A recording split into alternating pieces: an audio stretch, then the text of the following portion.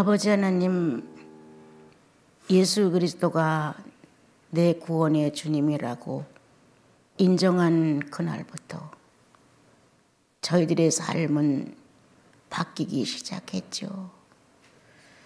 어떻게 하면 좀 더 가르침을 바르게 받아 살아있는 동안의 그 육체를 의롭게 쓸 수 있을까?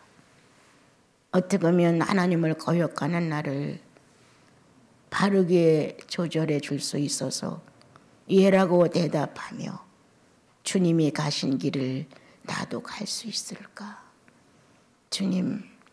주님을 만난 모든 영혼들은 이 땅의 삶의 욕심보다는 그 나라의 삶에 대하여 관심을 갖게 하셨습니다.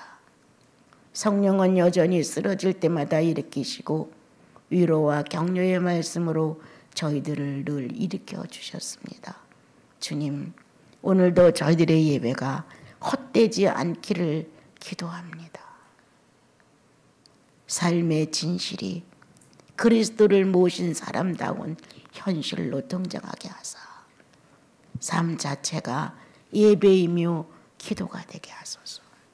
오늘도 모인 무리 위에 주의 성령의 임재가 충만하여 듣는 이들의 마음에 성령 충만의 역사를 이루시옵소서. 예수님의 이름으로 기도합니다. 아멘. 같은 경우는 다니엘서를 통해서 엄청 어려움을 겪은 사람 중에 하나예요.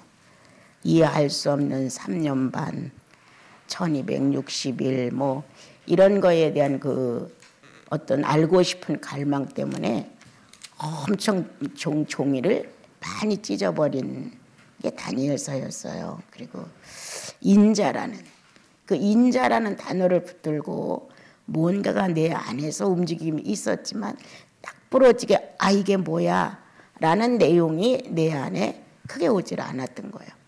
그래서 이제 그 문제도 내가 생각하는 어떤 범위의 내용이 아니라 하나님께서 암시하는 내용이 있을 텐데 라는 것 때문에 또 그렇게 많이 시간을 낭비를 많이 했어요.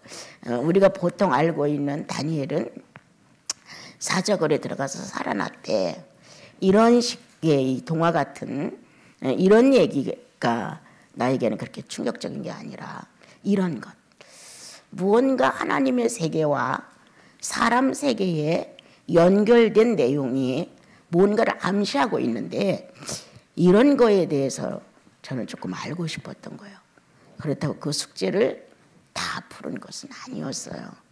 그래서 한동안 다니엘은 나로부터 이렇게 덮어놓은 책, 덮어놓은 책 중에 하나가 다니엘서였고요. 또 덮어놓은 책 하나가 계시록이었어요. 아무리 읽어도 이해할 수가 없었고 부분으로는 알아지지만 전체적 내용을 듣고는 나는 도저히 이거를 정리할 수가 없었어요. 그래서 묻어놓은 책 중에 또 하나가 계시록이었어요. 내가 실력도 이제 갓 태어나서 주님에 대해서도 아는 게 없는데 주님의 원대한 계획까지 내가 알으려고 이렇게 욕망을 부리나 어느 날 이런 제 마음이 들어와가지고 그래 내 수준에는 요한계시록이 너무 멀어. 그런데 나는 왜 요한계시록에 대해서 이렇게 관심을 갖지? 이런 제 마음이 들어서 요한계시록을 덮어놨어요. 그 중에 공주에 가서 어떤 서적을 하나 읽는데 거기에 어떤 그 수녀님이 쓴 내용 하나가 자기는 하나님의 계획에 대해서 몰라도 좋다. 현재 내가 알고 있는 현실에서 주님을 실천하고 살고 싶은 것이 더 크다. 이런 어떤 간증 비슷한 내용을 쓴 글이 있었는데 그거를 보는 순간에 옳다. 성경은 욕망으로 보는 것이 아니다. 예수 만난 그날부터 중요한 것은 예수님이 현실에 있어야 한다. 이제 이런 마음이 이제 크게 작용을 했어요. 그래서 이제 그것도 이제 어떤 내가 어렵다, 수준이 안 된다 이런 것들은 아주 멀리 놨던 책들이죠. 오늘 성경은 우리들에게 믿음이 뭐냐, 순교가 뭐냐, 늘 이제 제가 아는 말이 그 전에 집회를 할 때 아유 한 여자를 보고 일생을 사는 거 순교야. 자매님들한테 내가 이런 강의를 했단 말이에요. 왜냐하면 창조의 내용이 열 여자를 싫다하지 않는 게 남성들이 가지고 있는 마음이라는 거예요. 그래서 그 말이 전달되어서 우리들 속에 사회에서도 남자들은 열 여자를 거느리고 살 수 있어. 이렇게 했단 말이에요. 그런데 정상적인 하나님의 거룩한 틀은 그러한 능력이 있다 할지라도 그러한 욕망이 있다 할지라도 일부 일처제로 결정을 지었단 말이에요. 그런데 타락한 욕망은 선악과를 거침없이 따먹고 타락한 욕망은 담을 넘는 거야. 아내의 담을 넘어서 그렇게 열 집의 담을 견눈질할 수 있다는 거예요. 그런데 예수 믿는 우리들은 아니라는 거잖아요. 일부 다처제로 네 자매고 내 자매고 네 누이고 내 누이고 네 오라버니고 내 오라버니야. 이렇게 관계를 주님이 일부 일처제 안에다가 정리를 해 주셨어요. 그래서 꿈에도 생각할 수 없는 진리의 삶을 살 수 있는 것. 이거 순교다. 여러분 이러한 데에는 진리가 이렇게 유익하게 해당이 되고 또한 그 뜻이 예수 믿는 사람들 속에서는 악함이 제거되고 그렇게 살고 싶은 갈망이 있는 거예요. 그건 왜냐하면 이것을 창조하신 주님이 우리 안에 계시기 때문이에요. 그래서 그분이 가지고 있는 질서를 우리도 본받고 싶은 게 본능이에요. 예수가 가신 길을 나도 가고 싶은 게 소원이에요. 이건 모든 성도가 가질 수 있는 구원받은 자의 본질이라고 저는 생각을 합니다, 여러분. 그런데 우리가 이러한 것에 대해서도 이렇게 마음을 그래 인간의 본능은 끝이 없는 것인데 이것이 절제되고 자제되면서 그래도 자기 현실에 감사하면서 주어진 것에 늘 만족스럽게 생활할 수 있는 것 이거 엄청난 충만이다. 이렇게 감사하는 사람이 드문 거예요. 이만치만 더 있으면 되는데 이렇게 조건이 더 좋으면 좋은데 뭔가 우리는 아쉬워하면서 자연적으로 나에게 맞춰서 들어온 성령 충만의 충만을 어떻게 펼치고 살아야 되는가에 대해서는 별로 관심이 없는 거예요. 그리고 내가 감히 할 수 없는 것, 내가 감히 손댈 수 없는 것, 내 실력이 부족해서 안 되는 것, 조건이 안 맞는 것 이런 것들에 대해서는 뭔가 막 열망을 품고 하고 싶은 거예요. 주님이 나에게 10가마의 쌀을 줬다면 그 10가마 안에서 충만이 넘쳐야 되거든요. 감사가 넘쳐야 되고 그런데 15가마 하는 사람을 막 질투하는 거예요. 나는 왜 10가마밖에 안 돼? 너는 15가마가 돼? 그러면서 충만이 메말라가는 거예요. 그 5가마를 더 탐욕하고 싶은 내 마음은 현재 10가마에 대한 감사가 없어요. 그리고 나도 저 사람처럼 15가마를 채우고 싶다는 마음뿐이에요. 그러므로 우리는 주어진 자기의 모든 것에 환경에 현재 위치에 여기에서 충만을 누리지 못하는 것은 은사를 거부하는 것이다. 은사예요. 부도 은사예요. 난 가난도 은사로 생각해요. 여러분들의 건강한 몸 은사예요. 나처럼 맨날 어려움을 겪는 이 약골도 은사예요. 그 은사로 충만을 느껴야 되거든요. 근데 그 은사로 말미암아 충만이 정말 기도를 몇 시간 해서 충만, 헌금을 몇백을 해서 충만 아니에요. 내게 주어진 은사, 나에게 꼭 맞는 축복성 이걸 가지고 넘치는 거예요. 여러분 내가 이 2다리의 불행을 붙들고 산다면 맨날 짜증내야 돼요. 그런데 이 2다리가 이렇게 제구실을 못해주는 게 은사예요. 축복이에요. 그렇지 않았으면 나는 얼마나 죄를 많이 붙들었을까. 얼마나 죄를 부흥시켰을까. 얼마나 죄에 대해 능숙했을까. 나는 얼마나 죄를 강연하고 다녔을까? 이런 마음이 들어요. 그런데 이렇게 불행이라는 두 다리의 마비가 나를 행복하게 해요. 막 넘치게 해요. 이런 은사를 주지 않았더라면 어떻게 그렇게 주님을 갈망할 수 있었을까? 이런 불행을 안 줬더라면 어떻게 삼자들의 그 어려운 마음을 내가 동참할 수 있을까? 없었다는 거예요. 그런데 이 불행이, 이 은사가, 이 축복이 나로 하여금 늘 충만하게 해요. 넘치게 만들어요. 야, 어쩌다 내가 이런 축복을 받았을까? 항상 자존심의 꼬리에 매달려 있는 한 가지, 학문이 짧다는 것. 그것도 어느 날 못 배웠다는 게 은혜란 것이 가슴에 꽉 밀려왔어요. 많이 배웠으면 얼마나 많이 배운 걸로 예술을 조각품을 만들려고 했을까? 얼마나 짜집기를 많이 했을까? 얼마나 예술을 놓고 모자이크를 했을까? 못 배우고 무식했기 때문에 성경만 붙들었던 거예요. 이것도 난 너무 감격하는 거야. 예. 아무리 좋은 것을 갖다 주어도 나는 그게 다 이해가 안 돼요. 그러니까 성경에 대해서 뭐 더 좋은 게 있다 해도 마음이 안 가는 거예요. 왜? 그거 베끼고 나면 일날락 나는 할 일 다 한 것처럼 예수를 마감해버리는 거예요. 근데 이걸 무식하니까 계속 추구하게 되는 거예요. 읽고 기도하고 읽고 기도하고 현실에서 표현하고 이건 내 할 일이란 말이에요.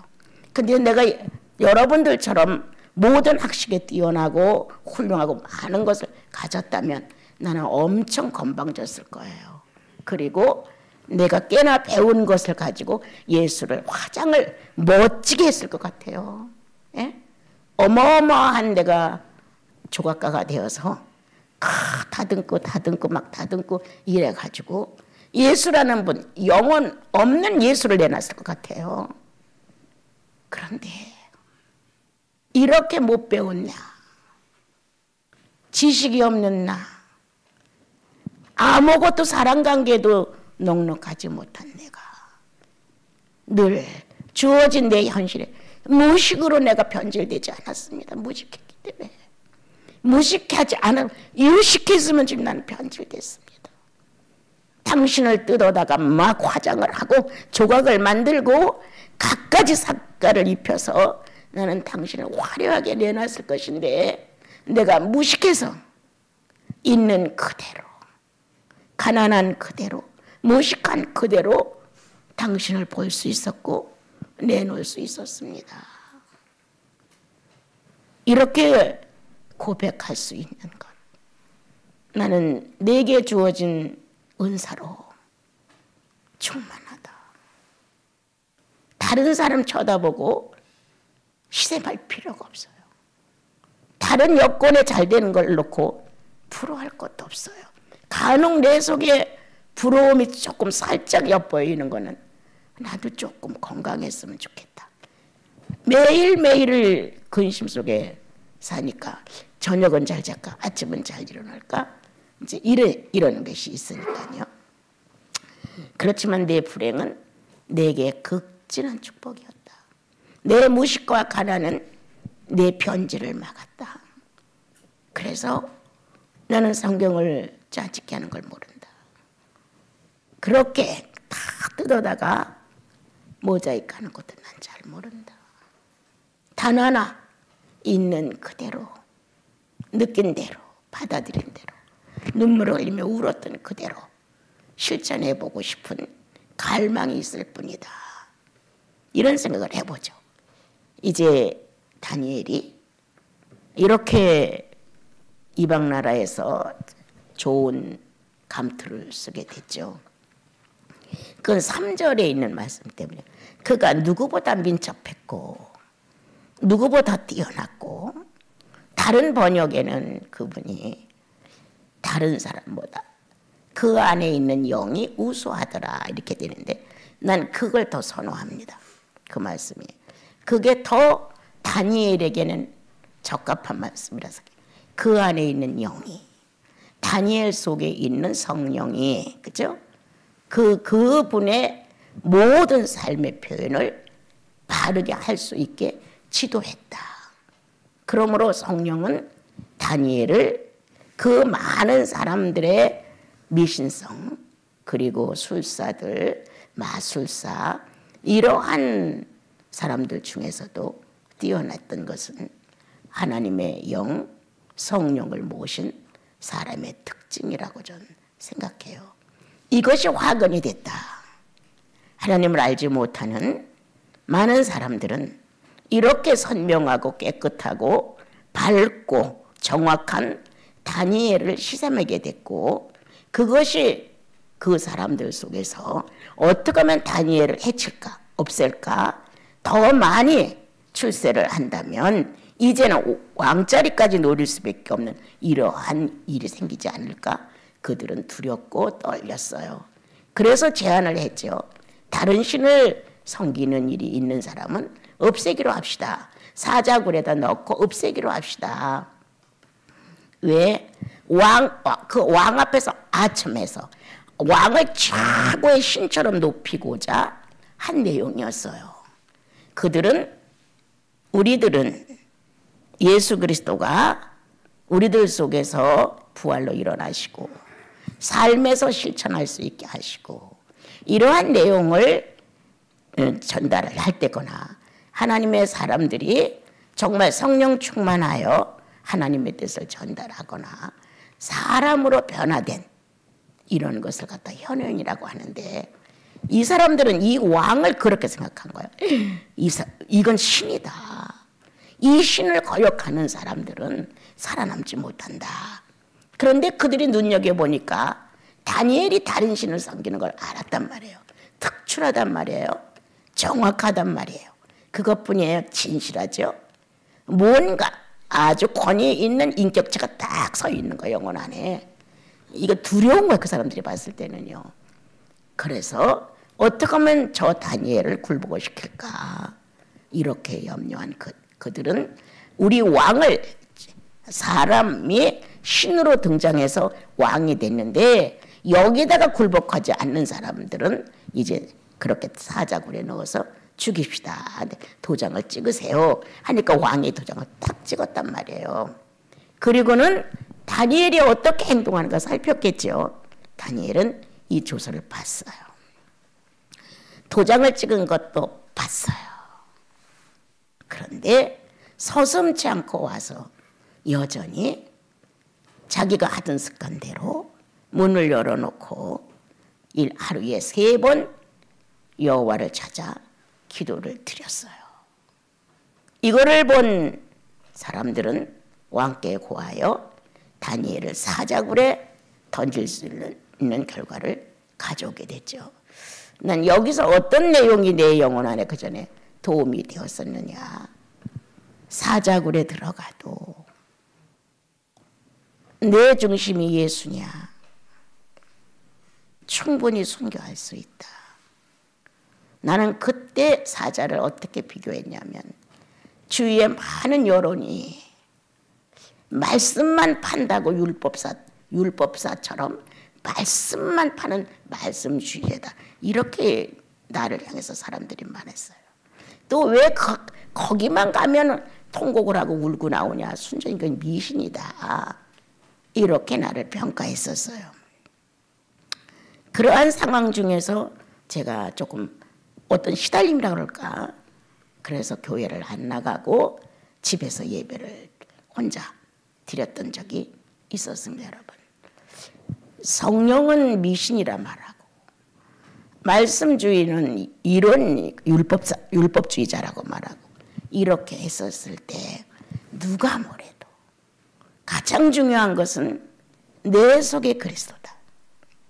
내가 만난 이 예수 그리스도를 놓고 내가 어떻게 살아가느냐가 중요하지. 많은 사람들이 당신은 진리야, 당신은 오라, 당신은 훌륭해, 당신은 예언도 잘해, 뭐 이래서 내가 훌륭해지는 사람은 결코 아니다. 이렇게 마음을 먹고, 그래, 내가 살아남을 수 있는 그것은 진리다. 진리가 나와 함께함으로 담대했고, 그렇게 순교장에서 사자들이 다니엘을 잡아삼키지 못했다. 많은 사람이 내가 가고 있는 추구하는 이러한 예수 그리스도를 방해한다고 하자, 모함을 한다고 하자, 막 억지를 쓴다고 하자, 거기에 대항할 이유가 뭐냐? 대항을 하지 않게 하신 나는 하나님을 찬양해요. 예. 그래서 원인 중에 하나가 주님을 약속한 것이 나는 몇 살만 되면 주님과 더불어 살기 위해서 산이나 얼로 갈 것이다, 이런 시골로 갈 것이다 라는 각오를 가졌어요. 그런데 중요한 것은 뭔가 주님하고 내가 진실해야 주위가 두렵지 않아, 주위가 무섭지 않아. 누가 무슨 말을 해도 거기 흔들리지 않아. 근데 내 영혼 안이 든든하지 못하면 이건가 저건가 이럴 수가 있는 거예요. 그런데 나는 어디 가서 아주 주님만 정말 파고 싶었어요. 한번 주님하고만 1:1 읽고 싶었어요. 주위에서 그렇게 말하든지 말든지, 나를 율법사라고 하든지 율법주의라고 하든지, 미신을 믿고 성령 충만이 아니라 뭐 어쩌고 저쩌고 은사고 막 하는데 다 좋다 뭐라고 해도 그게 나가 무슨 상관이냐. 상관이 없어요. 그들이 나에게 뭘 더해주느냐, 나에게 어떻게 갈 길을 가르쳐주느냐. 예수는 이렇게 믿는 거라는 걸 한마디도 안 가르쳐줬어요. 그래서 대항하지 않은 게 아니라 내 마음에 그들의 말이 하나도 해당이 안 되는 거예요. 아니야, 나는 그렇게 당신들이 생각하는 것처럼 난 그렇지는 않아, 이런 이제 마음이 있었죠. 그래서 이제 경기도 광주로 가서 8개월을 이제 굴속에서 나게 됐어요. 너무 사모쳤기 때문에, 너무 주님하고만 있고 싶은 이 갈망이 이 몸을 가지고 그렇게 떠나서 그런 굴속에 들어가 사람을 안 만나고 산다고 하는 게 쉽지 않아요, 여러분. 오직 성령이 나를 이끄셨다. 성령이 이끄는 자리에는 잡음이 없어요. 그는 나를 굴복시켰다. 좌도 우도 살피지 않게 한 거예요.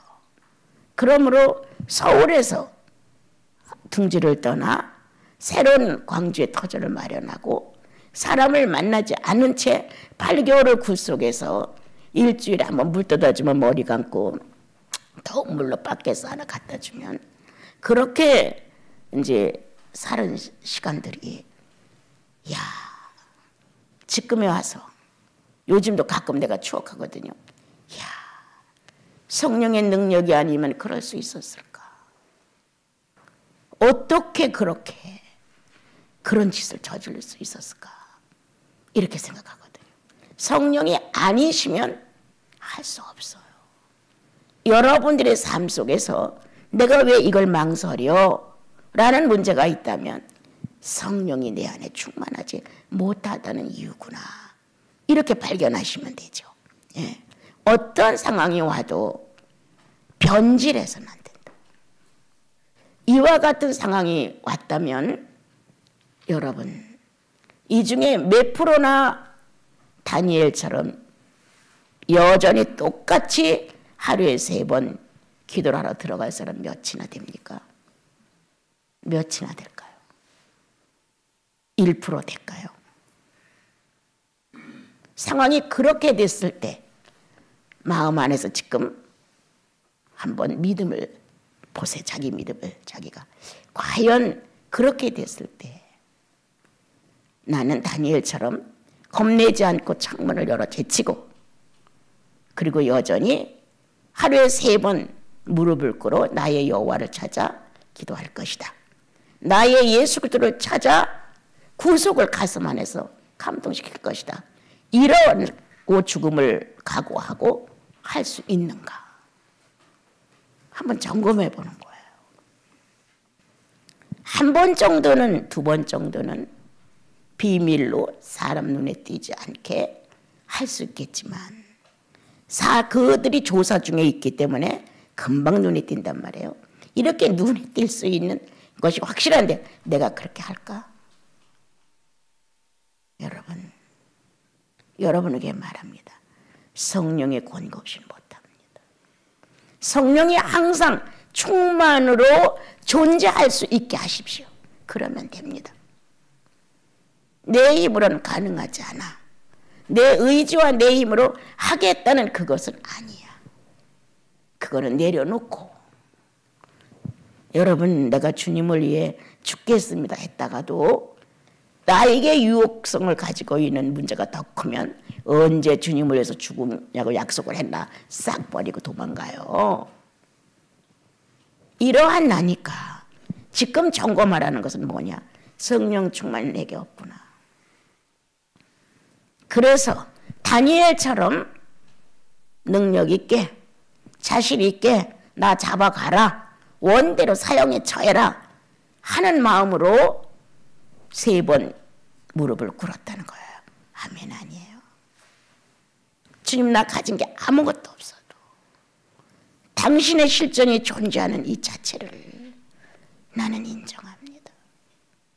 이러한 자세, 우리 형제님들이 만나는 자기들의 사생활 중에서도 이건 큰 거다, 이건 작은 거다, 이건 특별해, 이건 별거 아니야, 이런 걸 다 떠나 내 속에 예수 계시니까 이렇게 결론을 짓는 일들이 몇 개나 되는가. 내 속에 예수 계시니까 구원이 확실하니까 어디서라도 내가 죽게 된다면 나는 성령의 본고장으로 돌아갈 거니까, 성령이 함께 계심으로 성령이 가는 곳으로 내가 가는 거니까.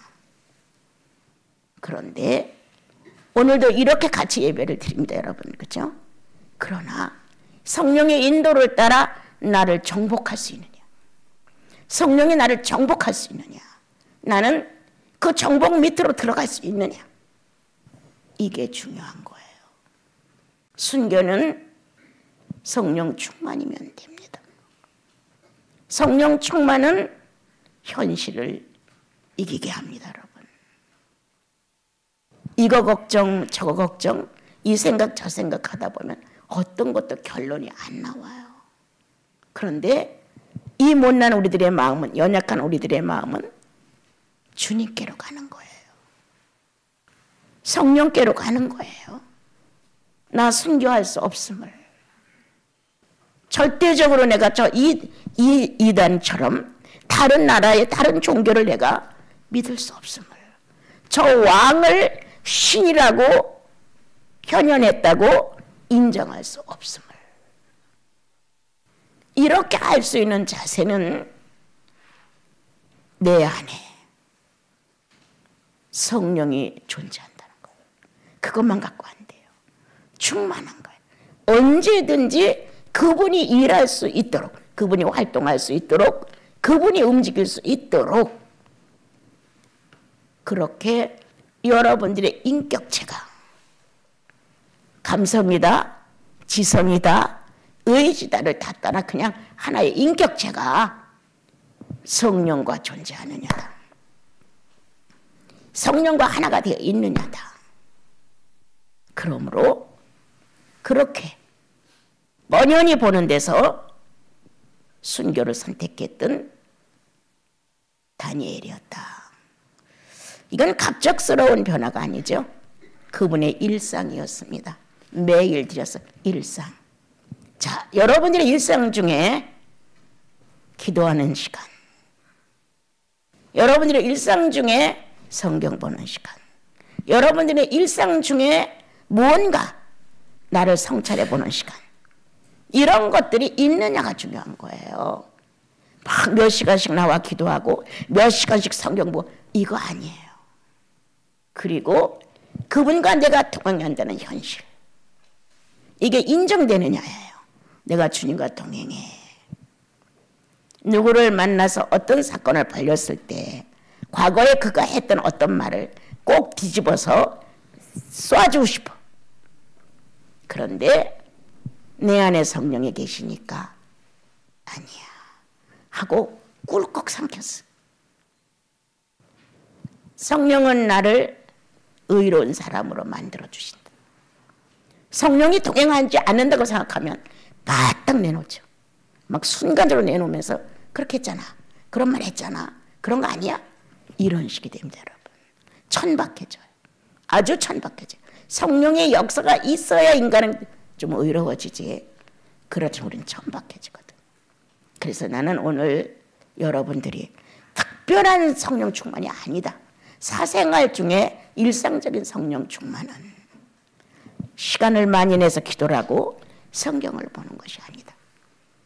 마음과 함께 동행하는 그분의 성령 충만이 내 안에서 움직일 수 있도록, 동작할 수 있도록 내가 그분에 대해 신뢰하는 것.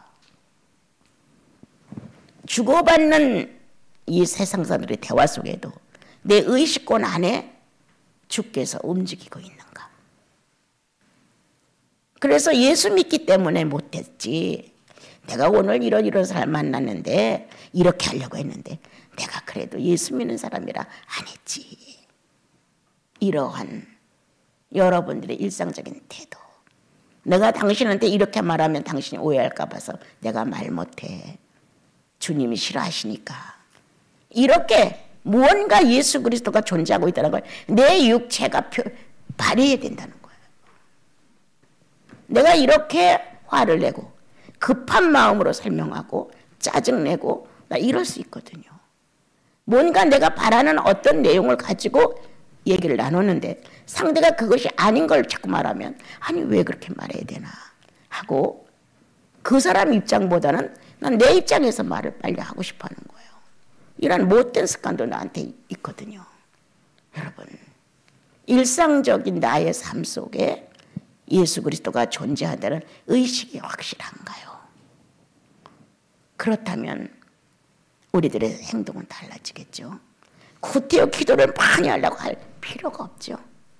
구태여 성경을 많이 보려고 할 필요가 없죠. 성도의 움직임은 기도이며 성경이에요. 성도가 결정하는 마음 안에서 일처리 하는 것은 진리예요.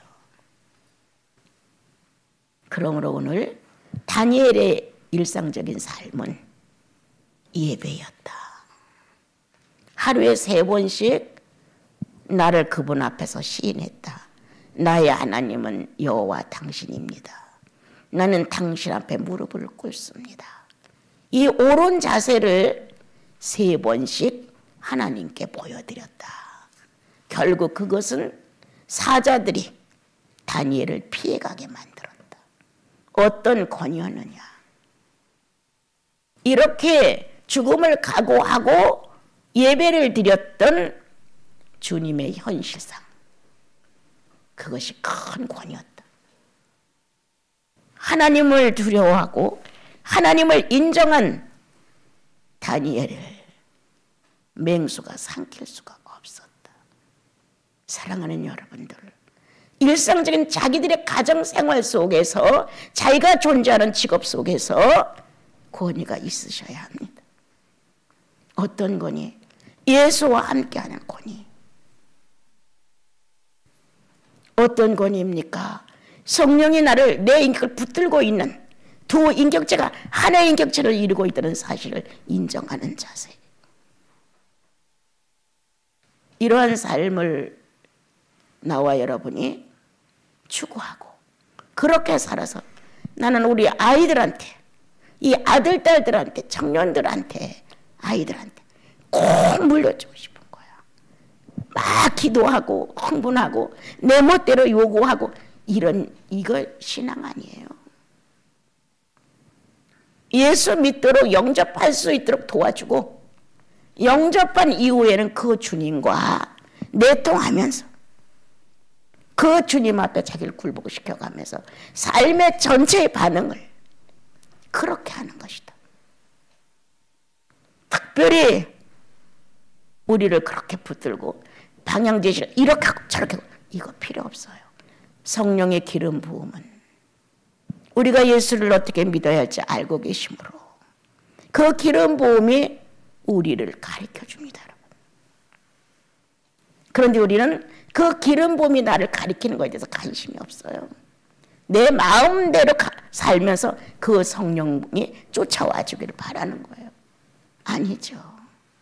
어떤 사건을 만나서 어려워하다가도 주님이 아니시라면 아니에요. 이렇게 결론을 내리는 거잖아요. 그렇잖아요. 주님이 좋다 하시면 손해가 나도 해야 돼요. 이렇게 주님을 놓고 나를 심판한단 말이에요. 그래서 일상적인 삶 속에서 다니엘의 예배는 하나님이었다. 그러므로 그 권위가 너무 커서 사자들이 감히 다니엘을 삼킬 수가 없었다. 시대가 아무리 악해도 시대가 나를 삼킬 수 없게 합니다. 아무리 현 시대의 유행이 커도 그 유행이 나를 삼켜서는 안 됩니다. 어떠한 종교가 들어와서 예수 믿는 종교를 흔들 수도 있습니다. 예수 이름 가지고 이단의 이름으로. 그러나 정말 예수를 믿는 진리의 권위가 이 안에서 성령을 인정하는 자세가 있어 그리스도와 함께 산다는 의미가 정확해 쓸 수 없습니다. 넌 절대 안 된다고 합니다. 여러분, 얼마나 많은 내적 치유가 유행을 했습니까? 옳다 그르다 그게 아니라 내 마음의 성령과 한번 대조를 해본단 말이에요. 아니다. 심리학이 발달해서 상담이 지금 어마어마하게 유행합니다, 여러분. 그리고 쪽집게처럼 집어냅니다, 이 심리학이. 그거 예수 아닙니다. 절대 아닙니다, 여러분. 그거를 지금 이용을 해가지고 젊은 사람들 간에는 교회를 움직일 수 있습니다. 심리학적으로. 그래서 거기서 느껴질 수 있는 상대를 다 알아내는 그 심리 상태를 말해주는 이것은 점술과 비슷합니다. 이렇게 되므로 그는 조금 학문적이고 어떻게 보면 과학적이라고 할 수가 있어요. 그러나 성경을 무시하는 건 똑같습니다. 여러분. 성령이 하셔야 됩니다. 오늘 이렇게 모든 이 다니엘의 모습이 우리로 하여금 큰 교훈을 줍니다. 일상적인 삶 속에 그리스도가 살아있느냐, 성령이 존재하는 권위를 인정하느냐, 죄악이 너를 피해갈 것이다, 시대의 흐름이 너를 피해갈 것이다. 그렇게 정리해 봅시다.